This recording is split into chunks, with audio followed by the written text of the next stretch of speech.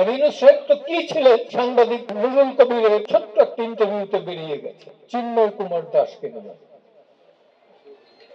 চট্টগ্রামে তিনি যখন তার ধর্মীয় উৎসব পালন করতেছিলেন এবং ধর্মীয় সংখ্যালঘু যারা, সংখ্যালঘু বলা যায় না ঠিক, সনাতনী ধর্মের যারা, তাদের প্রোটেকশনের জন্য, নিশ্চয়তার জন্য যখন শান্তিপূর্ণ সমাবেশ করছিলেন তখন তাকে গ্রেপ্তার করা হলো রাষ্ট্রদ্রোহের মামলা দিয়ে। কি জাতীয় পতাকার উপরে নাকি ইস্কনিতে নাকি সেই পতাকা তুলে দেওয়া হয়েছে। এটা স্বাভাবিক অবস্থায় রাষ্ট্রের বিরুদ্ধে একটা রাষ্ট্রদ্রোহিতার মামলা হয়েছে। মামলায় বেল দিবে না, কোন আইনজীবীকে দাঁড়াতে দেবে না, সরকার নিশ্চুপ। কি সরকার? অথর্ব না মূর্খ না কানে শোনে না? আমি তো বুঝি না। ঢাকা থেকে আইনজীবীদের তৈরি করে চট্টগ্রামে তার বেইলের জন্য পাঠানো হয়। তারাও নাজেহাল অবস্থার ভেতর থেকে কোন রকমে দাঁড়িয়ে আদালতে পেশ করে। এখন আমি একটু উল্টো ভাবে বলি, এইখানে যদি চিন্ময় কুমার দাসের পরিবর্তে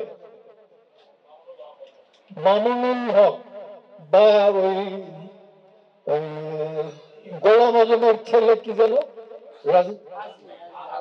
আজমি, এরকম হতো, তাহলে কি হতো? পাশাপাশি আপনারা দেখেছেন বোধহয় যশোরে একটা মাহফিল হয়েছে, লক্ষ লক্ষ লোক। আপনারা যে কোনো সময় দেখতে পাবেন ঢাকা শহরে অনেক জায়গায় ওঠে, যেখানে আমি আরবি পড়তে পারি না, যে কারণে আমি বলতে পারি না ওটা সাদার উপরে কি আরবি হরফে লেখা, সেটাও তো আমাদের পতাকার উপরে। তো যারা সেই পতাকাটা তৈরি করেছে তাদের বিরুদ্ধে কেন মামলা হয় না? তবে অথর্ব সরকার একটা অথর্ব পাগলকে বসিয়েছে স্বরাষ্ট্র মন্ত্রণালয়ে। আমিনুল শেখ তো কি ছিলেন, সেটা সাংবাদিক নুরুল কবিরের ছোট্ট একটা ইন্টারভিউতে বেরিয়ে গেছে। ছোট্ট একটা ইন্টারভিউতে কিন্তু কি চান, কি হতে চাচ্ছিলেন সেটা বের হয়ে গেছে। এবং আমরা তার কাছ থেকে বিদ্যা বুদ্ধি অনেক কিছু আশা করতে পারি, কিন্তু দেশের রাজনৈতিক পরিস্থিতির উন্নতি হবে এটা ভাবার মতো মূর্খ অন্তত আমি নই, আর যে কেউ হোক। অনতি বিলম্বে গণতান্ত্রিক ব্যবস্থায় গণতান্ত্রিক নির্বাচিত সরকারের হাতে ক্ষমতা হস্তান্তর করুন।